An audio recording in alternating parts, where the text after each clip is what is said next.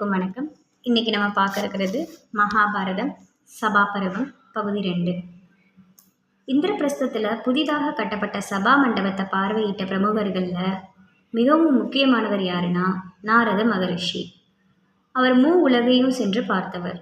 விண்ணுலகம் ஆகட்டும் மண்ணுலகம் ஆகட்டும் எங்குமே இதுக்கு ஈடான சபா மண்டபத்தை நான் பார்த்ததில்லைன்னு அவர் யுதிஷ்டன்கிட்ட சொல்கிறாரு.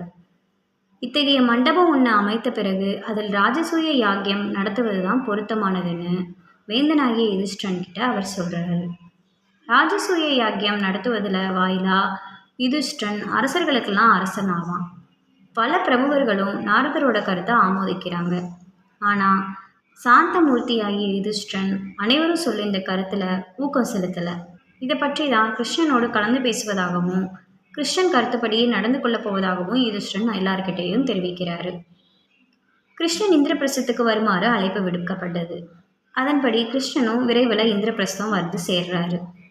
பாண்டவர்களுக்கு எப்பொழுதும் உதவியாக இருந்த கிருஷ்ணன்கிட்ட ராஜசூய யஜ்யம் நடத்துவதை பற்றி முக்கிய பிரமுகர்கள் கூறிய கருத்தை சொல்லப்பட்டது.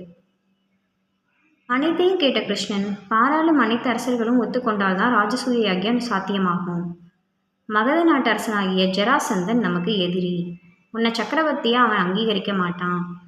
விஷ்ணியர்களுக்கு தொல்லை கொடுப்பதே அவனுடைய பொழுதுபோக்கு. அவனுடைய தொல்லைகளால் விஷ்ணியர்கள் மதுராவை காலி செஞ்சு விட்டு இப்போ துவாரகையில் குடியேறியிருக்காங்க. விஷ்ணியர்கள் யாருன்னா கிருஷ்ணனோட சொந்தக்காரங்க, சரியா, அவன் வம்சத்தினர். 86 அரசர்களை அவன் சிறையில் பிடிச்சு வச்சிருக்கான். இன்னும் 14 பேரை சிறைப்பிடிக்கிறது அவனோட திட்டம். பிறகு அரசர்கள் 100 பேரை பலி கொடுப்பது அவனுடைய திட்டம். அந்த மாதிரி கொடூர ஒரு அரசன் அவன் தான். அத்தனை அரசனை கொன்றால் மட்டும்தான் ராஜசூய யஜ்யம் சாத்தியமாகும்னு கிருஷ்ணன் தெரிவிக்கிறான்.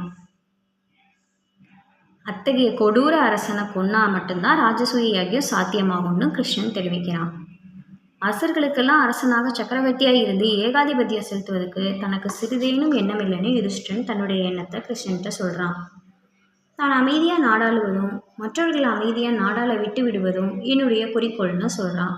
அதுக்கு பீமன், இந்த சோம்பலை நான் வெறுக்கிறேன். கொடியவர்களை வென்றாக வேண்டும். என்னுடைய உடல் வலிமையையும் கிருஷ்ணனுடைய அறிவும் அர்ஜுனனோட திறமையும் ஒன்று கூடினால் ஜராசந்தனை வெல்ல முடியும்னு சொல்கிறான். பீமனுடைய கருத்தை அர்ஜுனனும் ஆமோதிக்கிறான். திறமையை முறையாக கையாள விட்டால்தான் அது வீணாக போயிடும். வல்லவன் ஒருவன் ஏனோதானோ என்று வாழ்ந்திருப்பது முறையாகாது. ஜராசந்தனுடைய ஆக்கிரமிப்பை அடக்கிறது நம்மளுடைய கடமைன்னு அர்ஜுனன் தெரிவிக்கிறான். இறுதியாக கிருஷ்ணன் ஜராசந்தன் கொல்லப்பட வேண்டியவன். அவன் கொல்லப்பட்டால் தவறு ஏதும் செய்யாத 86 சிற்றரசர்கள் சிறையிலிருந்து விடுவிக்கப்படுவாங்கன்னு கிருஷ்ணன் யுதிஷ்டன் கிட்ட கூறுறாரு. அடுத்து என்ன நடக்க போகுது அப்படின்னு பார்க்கலாம். அதுக்கு முன்னாடி நம்ம சேனலை சப்ஸ்கிரைப் பண்ணாதவங்க மறக்காமல் சப்ஸ்கிரைப் பண்ணிடுங்க.